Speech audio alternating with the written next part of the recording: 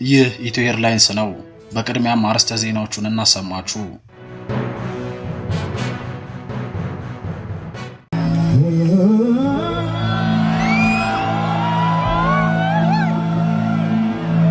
ታዋቂ ድምፃዊ ቴዲ አፍሮ ዝምታውን ሰበረ። ድምፃዊው ታሪካዊውን የአድዋ ድልን በዓል አስመልክቶ ያልተጠበቀ አነጋጋሪ መልእክት አስተላልፏል። ቴዲ አፍሮ በተለያዩ ሀገራችን ክፍሎች እስካሁኗ ሰዓት ድረስ ዜጎች በማንነታቸው ብቻ ተለይተው በግፍ እየተገደሉ ነው ያለ ሲሆን ለጋራ ሕልውናችን ስጋት የሆነው ስርዓት ለአንዴና ለመጨረሻ ጊዜ በቃ ልንለው ይገባል ሲል ጥሪ አቅርቧል። ይህ በእንዲህ እንዳለ ጠቅላይ ሚኒስትር አብይ አህመድ የአድዋ ድልን በዓል አስመልክተው መልእክት ያስተላለፉ ሲሆን በዓሉን የምናከብረው እንደ አርበኛ አባቶቻችን ከውጭ ጠላት ጋር ብቻ እየተዋጋን ሳይሆን ሀገራቸውን ከሸጡ የውስጥ ባንዳዎችና ባዕዳን ጋር ጭምር ነው ሲሉ ያልተጠበቀ መግለጫ አውጥተዋል። ዝርዝሩን ይዘናል። በስመ አብ ወወልድ ወመንፈስ ቅዱስ። የኢትዮጵያ ኦርቶዶክስ ተዋሕዶ ቤተክርስቲያን ቋሚ ሲኖዶስ በአርሲ ሀገረ ስብከት በንጹሃን ምዕመናን ላይ የደረሰውን ግድያና መፈናቀል በማስመልከት የሐዘን መግለጫ አውጥቷል። የክልሉና የፌዴራል መንግስት ጉዳዩን በልዩ ሁኔታ ተከታትለው አፋጣኝ መፍትሄ እንዲሰጡበትን በጥብቅ አሳስበዋል።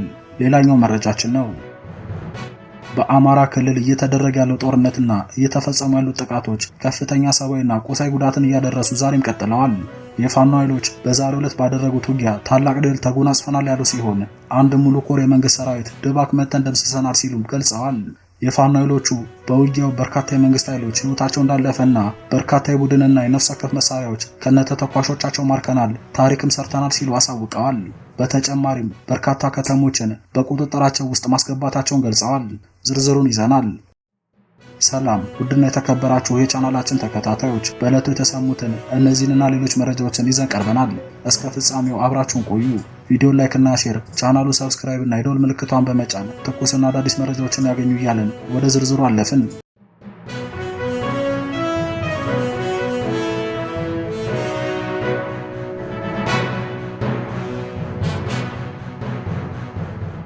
በመጀመሪያም ታዋቂው ድምፃዊ ቴዲ አፍሮ ዝምታውን ሰበረ።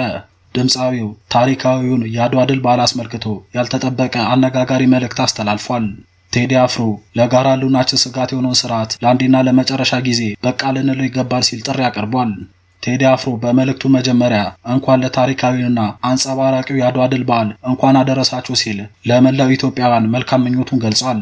ድምፃዊ በመቀጠል የዘንድሮን 130ኛውን የአድዋ ድል በዓል ስናከብር ከቅርብ ዓመታት ወዲህ በሀገራችን ባለው የፖለቲካ አለመረጋጋት ሳቢያ በተለያዩ የሀገራችን ክፍሎች እስካሁኗ ሰዓት ድረስ በማንነታቸው ብቻ ተለይተው እጅግ ኢሰብአዊ በሆነ መንገድ በግፍ እየተገደሉ ያሉ እንዲሁም የአካልና የስነ ልቦና ጉዳት የሚደርስባቸው ብሎም ከቤት ንብረታቸው ከቀያቸው የሚፈናቀሉ ንጹሃን ወገኖቻችን በህሊናና በጸሎት እያሰብንና ለዚህም እየተባባሰ ለመጣው ትኩረትም ለተነፈገው ማህበራዊና ሀገራዊ ቀውስ መንስኤው ሀገራችን ኢትዮጵያ ላለፉት ቀላል ለማይባሉ ዓመታት ቁልቁል ሰብቆ የያዛት የዘር ፖለቲካ መሆኑን አጽንኦት በመስጠት ከመቼውም ጊዜ በላይ በላቀ መላው ኢትዮጵያውያን ዘር፣ ሃይማኖት ሳንለይ በአንድነት በመቆም ለጋራ ሕልውናችን ስጋት የሆነውን ጎሳን መሰረት ያደረገ ስርዓት ለአንዴና ለመጨረሻ ጊዜ በቃ ልንለው የሚገባ መሆኑን በጥብቅ በማሳሰብ ጭምር ነው ብሏል።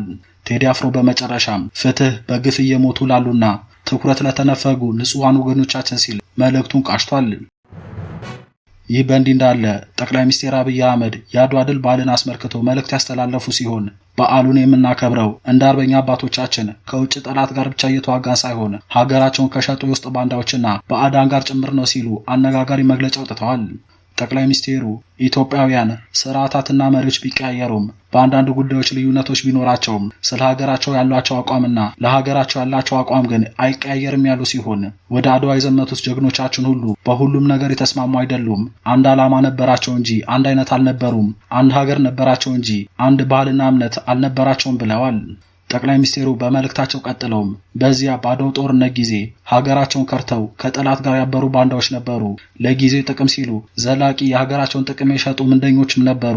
ከባዕዳ ጋር ወግነው ወገናቸውን ያስማሙ ደላሎችም ነበሩ ያሉ ሲሆን ጀግኖች እናቶቻችንና አባቶቻችን የተዋጉት ከወራሪው የጣሊያን ጦር ጋር ብቻ አልነበረም፣ ከምንደኞች ከባንዳዎችና ከሀገር ደላሎች ጭምር እንጂ በማለት ገልጸዋል። ጠቅላዩ በመጨረሻም አርበኝነት ማለት ባዳንና ባንዳን ማሸነፍ ነው ማለት ነው ያሉ ሲሆን አርበኝነት ማለት ለሀገር ጥቅም ሲባል የግል ጥቅምን ማሸነፍ ማለት ነው። አርበኝነት ማለት ለሀገር ክብር ሲባል የራስን ክብር መስዋዕት ነው። የአድዋ ድል በዓል እነዚህን ሁሉ የምናስታውስበት ነው ሲሉ መልእክታቸውን ቋጭተዋል። የኢትዮጵያ ኦርቶዶክስ ተዋሕዶ ቤተክርስቲያን ቋሚ ሲኖዶስ በአርሲ ሀገረ ስብከት በንጹሃን ምዕመናን ላይ የደረሰውን ግድያና መፈናቀል በማስመልከት የሐዘን መግለጫ አውጥቷል። የክልሉና የፌዴራል መንግስት ጉዳዩን በልዩ ሁኔታ ተከታትለው አፋጣኝ መፍትሄ እንዲሰጡበት ሲልም በጥብቅ አሳስቧል። ከሀገረ ስብከቱ በቀረበው ሪፖርት በምስራቅ አርሲ 21 ንጹሃን ኦርቶዶክሳውያን በግፍ መገደላቸውን፣ በህይወት የተረፉትም ታግተው ያሉበትና የደረሱበት እንደማይታወቅ ከ10 በላይ አባወራዎች ቤትና ንብረታቸው በቃጠሎ መውደሙን ገልጿል። አገር ሰላም ብለው በሚኖሩበት ከምንም ጉዳይ ጋር ንክኪ በሌላቸው ኦርቶዶክሳውያን ልጆቻችን ላይ ይህ አስነዋሪ ድርጊት የፈጸሙ አካላት በሃይማኖት ስም ይፈጽሙት እንጂ የሃይማኖት ሰዎች ግን አይደሉም ብለዋል። ዓላማቸው በሀገራችን ለረጅም ዘመናት ተከባብረው አብረው በኖሩት የሃይማኖት ተቋማት መካከል ግጭትን መፍጠር ነውና የእስልምና ሃይማኖት ተከታዮችና ህዝበ ክርስቲያኑም በጋራ ሊያወግዛቸው ይገባል ሲሉ አክለዋል። ቋሚ ሲኖዶስ በምስራቅ አርሲ ሀገረ ስብከት በተደጋጋሚ እየተፈጸመ ያለው ሞትና መፈናቀል ኦርቶዶክሳውያን ልጆቻችን በየትኛውም የሀገራችን ክፍል በነጻነት ሰርተው የመኖርና ስርዓት አምልኮ የመፈጸም ህገ መንግስታዊ መብታቸውን የሚጋፋ ነው ብለዋል። ምዕመናን እያዘኑ ባሉበት እኛም ከሐዘናችን ባልተጽናናንበት ሁኔታ ጥቃቱ በአዲስ መልኩ ቀጥሎ የ21 ንጹሃን ወገኖቻችን ህይወት በግፍ ማለፉን በህይወት የተረፉትም በታጣቂዎች መታገታቸውንና የደረሱበት አለመታወቁን ስለሆነም የክልሉና የፌዴራል መንግስት ጉዳዩን በልዩ ሁኔታ ተከታትለው አፋጣኝ መፍትሄ እንዲሰጡበት ሲልም በጥብቅ አሳስቧል። ቋሚ ሲኖዶሱ የአካባቢው ችግር አስተማማኝ በሆነ መንገድ ተፈቶ ዘላቂ ሰላም እስኪገኝ ድረስ በቅዱስ ሲኖዶስ ምልዓተ ጉባኤ የሀገር ሰላምና የቤተ ክርስቲያን አንድነት አብይ ኮሚቴ መሰየሙን አሳውቋል። ይህ ኮሚቴ ከፌዴራሉና ከክልሉ መንግስት ጋር በመነጋገር ችግሩ በዘላቂነት እንዲፈታ እንዲሰራ የሚመለከታቸው አካላትም አስፈላጊ ትብብር እንዲያደርጉ ጥሪ አቅርቧል። የክልሉ መንግስትና የአካባቢው መስተዳድር ችግሩን ለመፍታት ጥረት እያደረገ ነው ያለው ቋሚ ሲኖዶሱ ጥረቱን እንዲያጠናክርም ወደፊትም ችግሩ እንዳይደገም ከመሰረቱ የሚፈታ እርምጃ እንዲወሰድ ጠይቋል። ቋሚ ሲኖዶሱ ለተገደሉት እረፍት ነፍስን፣ ለቤተሰቦቻቸው መጽናናትን ተመኝቶ ክልሉና የፌዴራል መንግስት ችግሩን ከመሰረቱ እንዲፈቱ አሳስቧል። በመጨረሻም በአማራ ክልል እየተደረገ ያለው ጦርነትና እየተፈጸሙ ያሉት ጥቃቶች ከፍተኛ ሰብአዊና ቁሳዊ ጉዳትን እያደረሱ ዛሬም ቀጥለዋል። የፋኖ ኃይሎች በዛሬው ዕለት ባደረጉት ውጊያ ታላቅ ድል ተጎናጽፈናል ያሉ ሲሆን አንድ ሙሉ ኮር የመንግስት ሰራዊት ድባቅ መተን ደምስሰናል ሲሉም ገልጸዋል። የፋኖ ኃይሎቹ በውጊያው በርካታ የመንግስት ኃይሎች ህይወታቸው እንዳለፈና በርካታ የቡድን የነፍስ ወከፍ መሳሪያዎች ከነተተኳሾቻቸው ማርከናል፣ ታሪክም ሰርተናል ሲሉ አሳውቀዋል።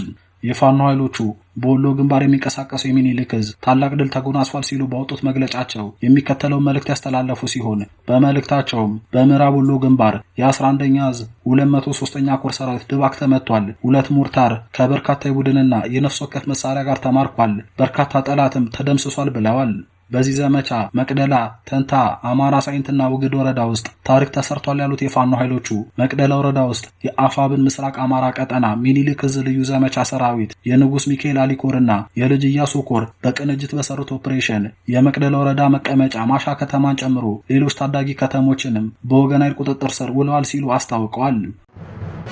መግለጫው ቀጥሎም የጠላት ኃይል የካቲት 20 ማለዳ ጀምሮ መቅደላ ወረዳ ማሻ ከተማና ተንታን ጨምሮ በርካታ አካባቢዎችን ኔትወርክ በማጥፋት 83ኛ ክፍለ ጦርን ጨምሮ በርካታ እግረኛ ሰራዊትና ኢካናይዝድ ኃይሉን እንዲሁም በሁለት ድሮን ታግዞ ማጥቃት ያደረገ ሲሆን ንስሮቹ በመከላከልና መልሶ ማጥቃት በማድረግ ይዞታዎቹ የነበሩትን መቅደላ ወረዳንና ማሻንና አካባቢውን አስለቀቀው በመቆጣጠር ወደ ጊምባና ደሴ እግሬ አውጪኝ ብሎ እንዲሸሽ በማድረግና 2 ሞርተርን ጨምሮ የቡድንና የነፍስ ወከፍ መሳሪያ ብሎም በርካታ ሰራዊት በመማረክ ታላቅ ድል አስመዝግበናል ብለዋል።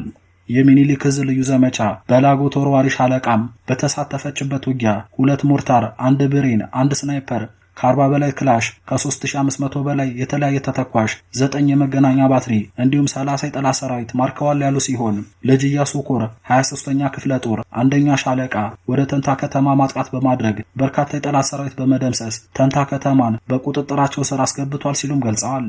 በተመሳሳይ 23ኛ ክፍለ ጦር 2ኛ ሻለቃ ከሌሎች የሚኒሊክ ዕዝ ልዩ ዘመቻ አዶች ጋር በመጣመር ማሻ ከተማን ተቆጣጥራለች ያሉ ሲሆን ልጅ ኢያሱ ኮር 23ኛ ክፍለ ጦር በአምባሰል፣ ተንታ፣ ማሻ፣ መቅደላና ደሴ ዙሪያ ቀጠናዎች ላይ እየተዘዋወረች ማርሽ ቀያሪ ድሎችን እያስመዘገበች ትገኛለች ሲሉ አሳውቀዋል።